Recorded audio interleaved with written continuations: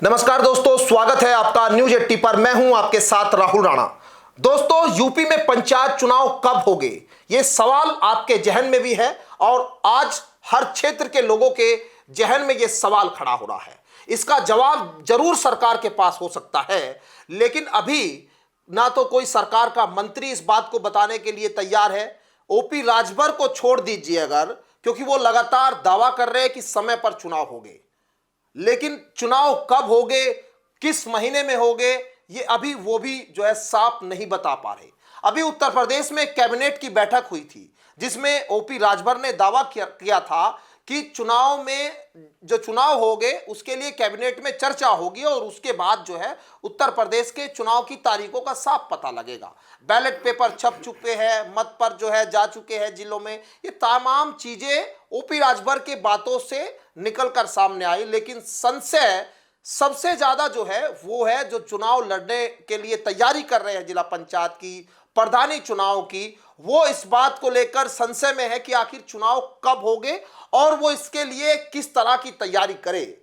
मेरे साथ आज ऐसे ही एक दावेदार मौजूद है। इस वक्त शामली में सजेंद्र चौधरी मेरे साथ बातचीत करने के लिए है और सजेंद्र चौधरी पिछला चुनाव भी जिला पंचायत का वो लड़ चुके थे, कुछ वोटों से चुनाव में वो हार गए, लेकिन अब फिर से जो है वो क्षेत्र में तैयारी कर रहे हैं। तैयारी जो है वो क्षेत्र में किस तरह की उनकी है, और वही जो सवाल इस वक्त आपके जहन में है कि चुनाव कब होगा और अगर चुनाव अब होता है तो क्या होगा, किस तरह के मुद्दे, उन्हीं तमाम बातों को जानने के लिए, समझने के लिए मैं सजेंद्र जी के पास मौजूद हूं। चौधरी साहब, आपका सबसे पहले स्वागत आज। बहुत बहुत धन्यवाद राहुल भाई आपका।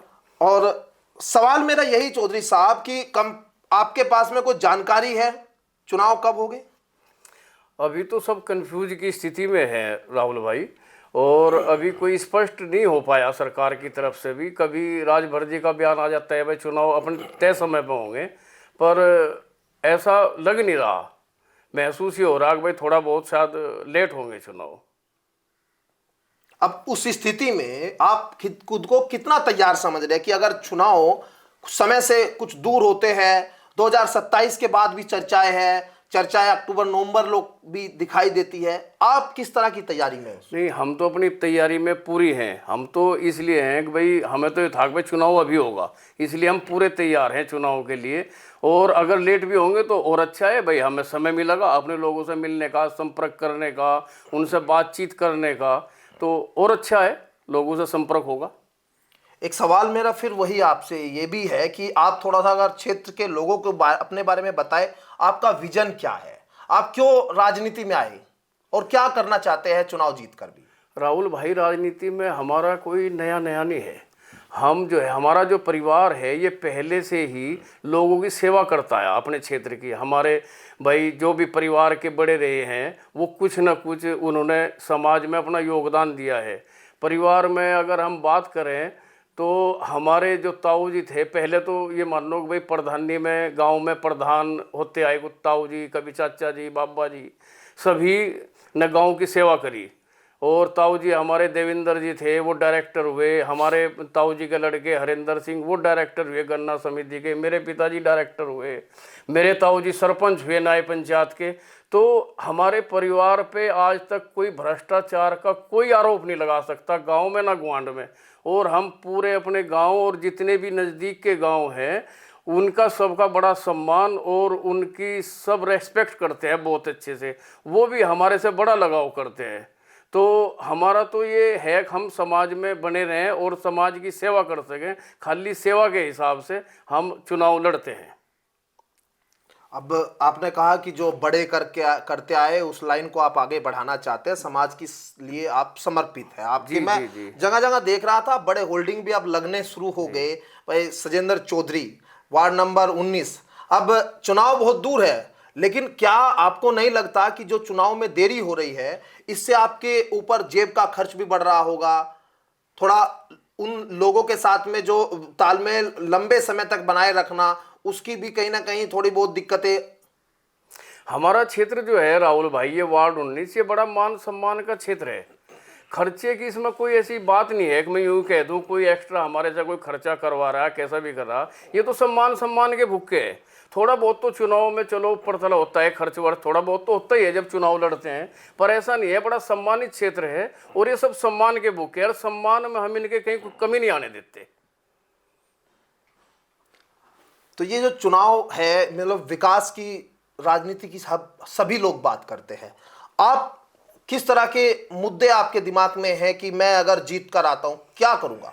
राहुल भाई, हमारे परिवार पे जो बार बार भाई जो भी चुनाव लड़ते हैं लोग विश्वास जताते हैं, वो इसलिए जताते हैं कि जो सरकार की योजना आती है हम उन्हें पूरा का पूरा, उसमें कोई भ्रष्टाचार या कमीशन खोरी ऐसा कुछ काम नहीं करते। तो हम जो भी सरकार की योजनाएं होती है उन्हें पूरे से अच्छे से, अपनी जेब से भी 2 रुपये खर्च हो जाए पर कभी कमीशनबाजी या उसमें कुछ खाने की नहीं सोचते, इसीलिए लोग हमारे पे विश्वास करते हैं। समस्या क्या है आपके क्षेत्र में?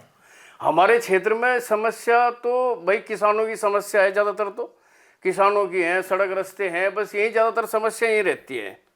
और किसानों के साथ में भाई जो भी सरकार की योजना होंगी जिला पंचायत की, मुझे जिला पंचायत की योजनाओं को भाई जब मौका देगी जनता इस चीज़ का, तो उन योजनाओं को अच्छे से लागू करवाओगे और अपने पास से भी जो भी होगा भाई, जो जनप्रतिनिधि हैं, बड़े नेता हैं, उनसे भी कुछ ना कुछ हेल्प लेके और ज़्यादा काम कराएंगे। अब आखिर में बस मैं एक सवाल आपसे ये करना चाहता हूँ कि भाई जो आगे चुनाव है, जिस तरह की तैयारियां चल रही है, सरकार जिस तरह के देरी अभी सरकार की ओर से देखी जा रही है, आप क्या कहेंगे अगर कोई सुनता है अधिकारी, किस तरह चुनाव आप चाहते हैं कि चुनाव समय पर हो? हाँ, हम ये चाहें चुनाव समय पर हो, चुनाव समय पर होंगे तो अच्छा है भाई। प्रशासक नियुक्त हो जाएंगे, नहीं तो उसमें भाई जिस लोगों ने काम करा प्रशासक, तो इसमें भाई जनप्रतिनिधि जितना अच्छा काम कर लेते हैं उसमें प्रशासक अपने हिसाब से करता है, जनप्रतिनिधि जो है वो समाज के हिसाब से करते हैं। तो तय समय पे चुनाव हो जाए तो अच्छा है। अच्छा, किसी पार्टी से भी आप लोगों की बात है, किसी पार्टी से समर्थित चुनाव नहीं, लड़ेंगे? अभी तो हम अपने लोगों से ही बात कर रहे हैं, अपना पहले बेस मजबूत कर रहे हैं। पार्टी तो भाई समर्थन तो किसी न किसी पार्टी का लेंगे, कोशिश रहेगी हमें भी भाई किसी पार्टी का हमें मिले। और ये तो सब चरण सिंहवादी लोग हैं यहाँ पे, और हमें भी अच्छा लगा कि भाई कोई अपनी पार्टी हमें सपोर्ट कर दे। तो अभी से जो है ये जिला पंचायत चुनाव को लेकर जो सरगर्मी है वो आपने सजेंद्र चौधरी जी के जो जुबा है उनसे सुनी, क्योंकि ये किसानों की बेल्ट है। अब गांव गलियों की जो बात करने वाली पार्टी है वो कौन सी हो सकती है? चौधरी चरण सिंह का नाम लिया। अब चौधरी चरण सिंह राष्ट्रीय लोकदल, एक तरह से कह सकते हैं कि राष्ट्रीय लोकदल उसी नीति पर काम करती है, लेकिन बातें दूसरी तमाम पार्टियां भी करती है। सवाल यही है, गांव की इस राजनीति के बीच में जो विकास कहीं रुक जाता है वो पूरा कैसे होगा? अब क्षेत्र में सड़कों की बात हो, युवाओं की बात हो, रोजगार की बात हो, बच्चों के खेलकूद के लिए अच्छी व्यवस्था हो, उनको लेकर क्षेत्र में अब राजनीति होगी, बातचीत होगी, लेकिन अभी चुनाव कब होंगे? सबसे बड़ा अहम सवाल इस वक्त विकास से भी पहले यह बना हुआ है। कैसे जो है पंचायत चुनाव को लेकर अभी सरगर्मी है वो हम धीरे धीरे आपके सामने दरपरत खोल रहे हैं। लेकिन आज शामली के वार्ड नंबर 19 से हमारे साथ सजेंद्र चौधरी बातचीत कर रहे थे और उनका विजन उन्होंने अपना क्लियर रखा और अब चुनाव को लेकर वो चुनावी पूरे माहौल में दिखाई दे रहे हैं, वो पूरी तैयारी के साथ नजर आ रहे हैं। सरकार फैसला करेगी कब चुनाव होगा, कैसे जनप्रतिनिधियों को मौका मिलेगा। वीडियो जर्नलिस्ट गौरव राठी के साथ मैं राहुल राणा, न्यूज 80 शामली।